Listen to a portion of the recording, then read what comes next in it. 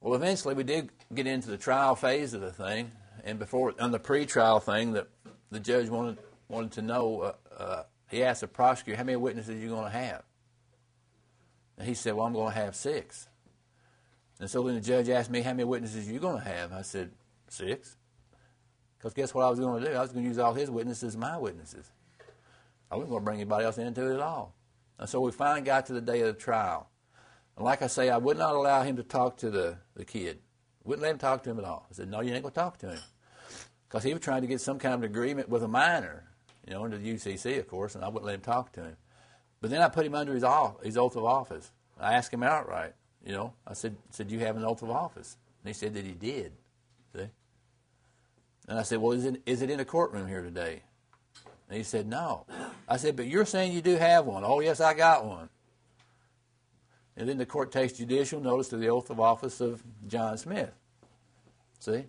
The court, and I said, and he started dancing. I said, "Well, are you going to do it or not?" Just like that. "Are you going to do it or not?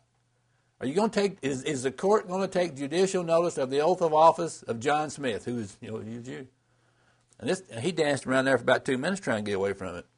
Finally, I got him pinned down. He said, "Yes, I'll do that." I said, "Okay." Now, so I had him under his oath. Now he is a judge. This is a judicial thing going on here. It's not equity. It's not quasi-criminal. This is a judicial thing going on here. And he has to act like a judge, which means he has to be neutral. He can't prosecute the case from the bench. I'm not going to let him do it. And every time he tried any of that kind of stuff, I said, "You're on your oath. Are you sure you want to do that?" So he backed away from the thing. Finally, he shut up and just started listening to everything that was going on. He did not participate, except to run the thing. And so anyway, the prosecutor calls his first witness. So the guy gets up there and he goes to jabbering on about this and that, and he's passing all this stuff here, And finally, he gets done asking all the questions he wants to the witness. And so the judge asked me, "Do you have any questions on cross-examination?" I said, "No, I don't have anything on cross-examination. However, I want to hold this witness over as my witness so I can give him direct testimony, so I can get direct testimony from him, see?" And I said, "I can either do it now or I can do it later."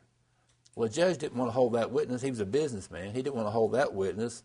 He wanted to get rid of him, So he asked the prosecutor, "Was it okay if he gives him direct testimony now?" And yeah, it'd be okay with him.